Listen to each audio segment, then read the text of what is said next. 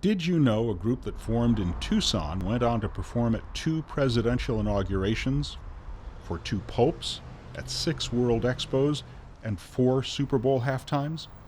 They were mentioned on The Simpsons and South Park, and had backing of some of the largest multinational corporations in the world. And if you're under 35, you've probably never heard of them.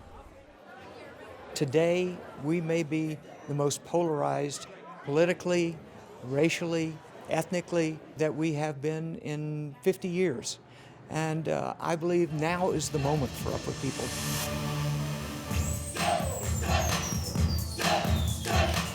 Welcome to Up With People Day at the Pima Community College downtown campus. It's hard to estimate the size of the crowd because people keep getting out of their seats and running on stage. Before long, more people are on stage than in the audience. That seems to have no impact on the group's enthusiasm, though.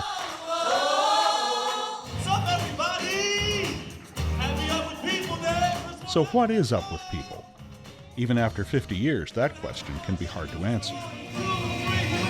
Well, it started here in the great city of Tucson in the turbulent 60s. This is Blanton Belk. He founded Up With People and claims the group prevented World War III. It is an expression of the positive voice of youth from around the world. Belk was part of a movement called Moral Rearmament, which hosted sing-outs in the mid-60s under the message of love, honesty, purity, and unselfishness. No rules, but bring your guitars. We're going to have a hootenanny. They feel a sing-out is the best way to express themselves. They became a square alternative to hippie youth culture. In 1968, Belk split from MRA and started Up With People. The group's first and perhaps biggest fans were politicians. 95 congressmen and senators came to the first show in the Hilton Hotel with 5,000. Standing ovation was led by Senator Goldwater, your senator from Arizona, and Fulbright, a Democrat from Arkansas. And if we can bring people together, we want to stay on the road, and we decided we want to do it. We said we'll do it. That was the beginning. The rotating cast from diverse backgrounds would travel for a year at a time doing community service and concerts wherever they went. To date, they claim to have had 24,000 performances in 72 countries, and along the way have done over 3 million hours of community service. In December of 1985, a 127-member cast of Up With People visited 5 Chinese cities with a musical show and a determination to open doors. Up With People was the second Western group to play in China after George Michael and Wham. We live close together in worlds apart. The musical performances have been described as inoffensive as puppy dogs eating ice cream and apple pie, but some question the group's underlying motives. A documentary called Smile Till It Hurts, the Up With People story, paints the group as naive and quasi-cultish. It is also a season for unofficial diplomacy and the warmth of friendship. The film criticized its ties to large multinational corporations, which might have gained from the group's diplomatic efforts. Did you like it? That's an understatement. Some Tucson residents and former cast members remember it differently. I joined Up With People as a student in 1986, so July of 1986 was my first trip west of the Mississippi River. Mr. Belk and my dad were good friends. I grew up with the family, and I thought, okay. And I wanted to be a fundraiser, which I am now. Brian Cantor and Julia Waterfall Cantor met while working with Up With People and have been together ever since. They say the experience was life-changing. To say it's special is putting it mildly. I would consider Up With People the single greatest leadership training program in the world. And then there's this thing, yeah, oh yeah, I met my husband, so it was life-changing. Music has always been a reflection of the times. At the height of its popularity, Up With People had multiple casts with hundreds of members touring the world at the same time. Their enthusiastic performances inspired today's Super Bowl halftime shows. Before Up With People, marching bands were the standard. Ladies and gentlemen, Up With People! During the 1982 Super Bowl in Detroit, Up With People gave a halftime tribute to Motown. performance was panned by critics, and Sports Illustrated rates it as one of the 10 worst halftime performances in history.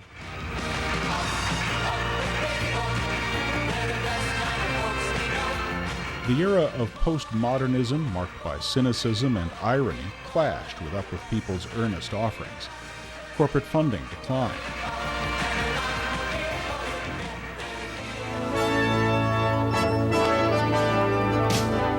They played one last Super Bowl halftime show in New Orleans in 1986.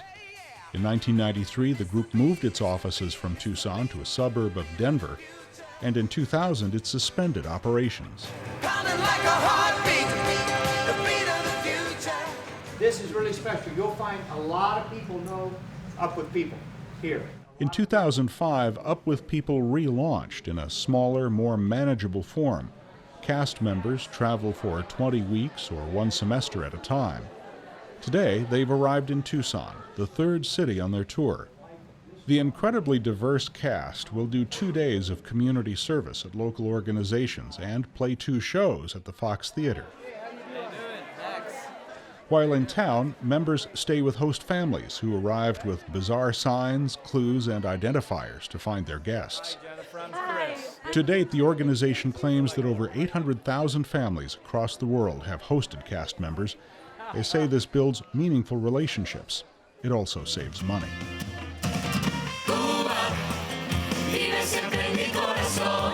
2 days later, they're back at Pima Community College for Up With People Day. There are performances, outreach, and a culture fair. So Up With People came to my city in Tijuana, Mexico. It was the first time I saw an Up With People show. So since then, I fell in love with it. And after graduating high school, I remembered that group that came to my school, and I was like, I want to be part of that. One of our most popular is a conga line. We have even done it at the Olympics. The cast seems to be having a good time, and despite different levels of experience, are trying hard during their performances. You could even catch them going over their routines in their downtime. Not so many people have experiences of like performing or singing, dancing, but we are trying as much as we can. I'm in 4th year of university right now in Japan, and I'm taking a year off to come here. This new model for the group is much more reliant on tuition fees from cast members. Currently, it costs a little over $17,000 a semester, or $27,000 a year. That doesn't include the cost to travel home from Europe after the group performs its last show. Well, it does cost, and it's very similar to for tuition to go to college. Most of our students are taking a gap year or a semester out from their studies. My name's Eddie. I'm going to college here at Pima. I'm passionate about business, and my favorite movie would probably be Dumb and Dumber. Hi everybody, my name's Tariq. I'm from the very small island of Bermuda. I'm 19 years old. Obviously I'm a product of people.